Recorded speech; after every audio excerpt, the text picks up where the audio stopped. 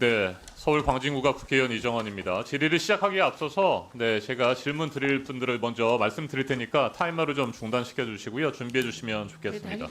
제가 이진숙 방통위원장님께 질문을 드릴 거고요. 김유열 사장께 질문을 드리겠습니다. 그리고 증인으로 나와주신 신동호 사장께도 질문을 드리고 이호찬 위원장님께도 질문을 드릴 텐데 신동호 사장과 이호찬 위원장은 다른 데 앞으로 좀 먼저 나와서 준비를 해주시면 좋겠습니다.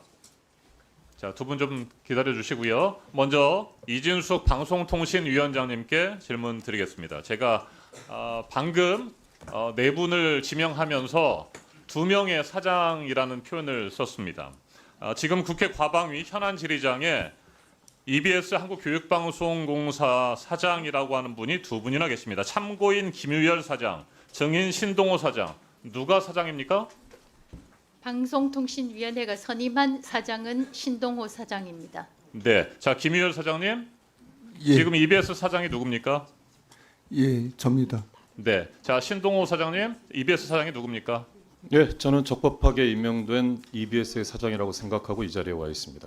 네, 그런데 왜 지금 출근을 못하는 상황입니까?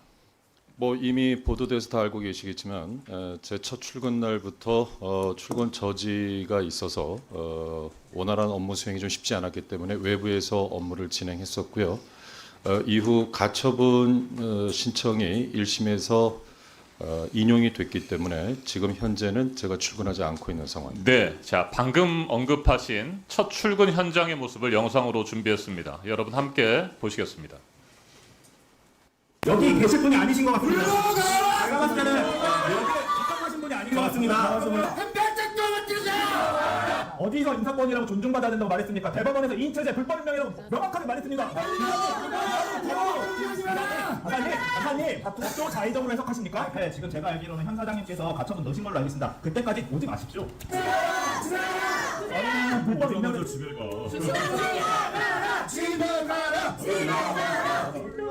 네, 자 지금 맨 마지막 화면을 좀 정지시켜 주시고요.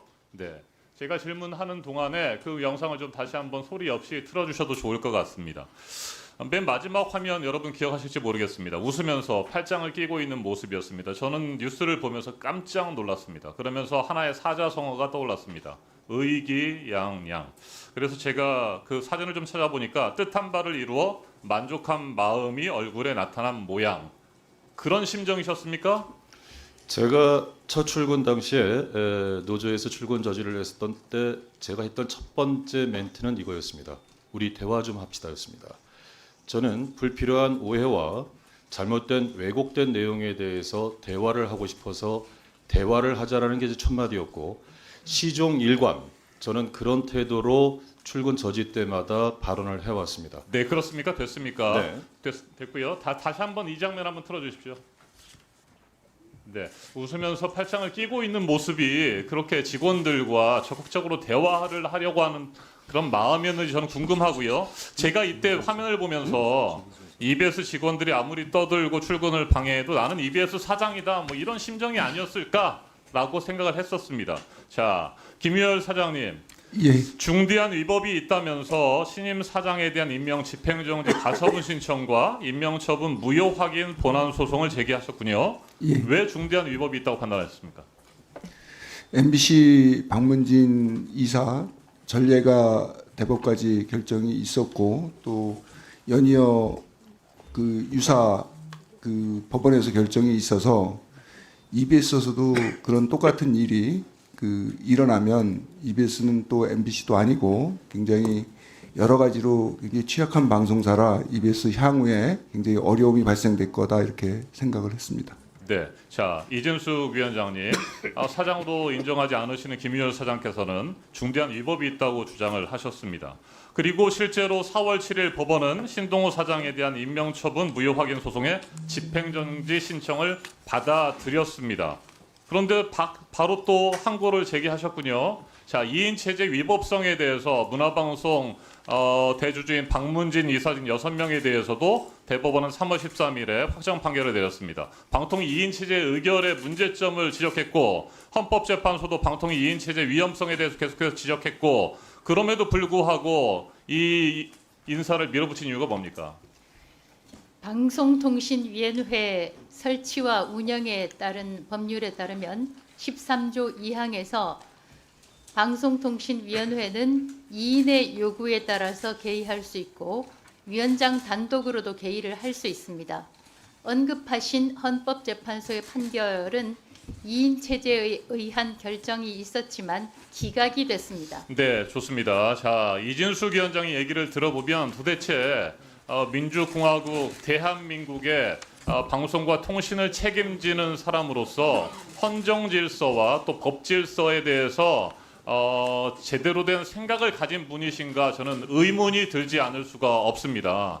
도대체 어떻게 대법원, 헌법재판소, 행정법원에서 계속해서 잇따라서 2인 체제 위법성을 지적하는데도 그걸 받아들이지 못하겠다고 억지 주장을 하고 개변을 펴는지 도저히 이해할 수가 없습니다. 이호찬 위원장님 어떻게 생각하세요?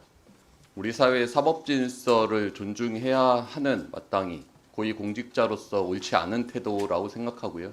윤석열 정권 2년 내내 윤석열 정권이 가장 실적을 내고 가장 최선을 다했던 부분이 언론 장악이었습니다. 그것에 대한 국민들의 판단은 이미 끝났다라고 생각하는데도 마지막까지 방송 장악을 위한 알박기 시도를 사법 질서를 정면으로 부정하면서 계속하고 있다라고 생각합니다. 네, 신동우 사장님. 사랑하는 후배 어떻게 생각하십니까? 이진숙 위원장이 그렇게 표현을 하셨더군요. 제가 회사 생활을 하면서 이 자리에 계신 정동영 의원님, 또 김장겸 의원님, 또 짧게 말씀해 이진숙 주십시오. 제가 방통위원장님 질문한 데에 대해서. 모두를 존경하는 선배입니다. 또 그분들이 과히 저를 그렇게 나쁘게 보지 않았다고 생각하고요. 네, 자, 제가 됐습니다. 28년 가까운 자, 회사 생활을 멈추세요. 하면서 네, 그릇되지 멈추시죠. 않게 살았다는 됐습니다. 뜻이라고 생각합니다. 네, 자, 교육은 정치에 휘둘리지 않아야 된다는 거 인정하십니까? 인정합니다. 네, 그래서 교육방송은 정치적 중립성을 갖춰야 되겠죠. 맞는 말씀입니다. 정치적 편향성을 가진 사람이 EBS의 사장을 맡으면 안 될 것 같은데 신동호 사장은 미래한국당 비례대표 면접을 본 적이 있고 미래통합당 21대 총선에서 선대위 대변인을 하셨죠. 네, 정치적 편향성이 있는 인사다라고 하는 비판이 있습니다. 저는 그 부분에 대해서 누차 여러 번 이야기했습니다만 EBS 이사회 이사 재직 시에 이사회 회의록을 보셔도 나옵니다만은 저는 한 개인의 특히 공직에 있는 사람의 정치적 성향은 투표소에서 기표할 때 표현하는 것이라고 이야기했고 어떤 경우에도 진영 논리에 따라서 움직여서는 안 된다라는 것을 이사회에서 수도 없이 강조했고 또 그렇게 진행해 왔습니다.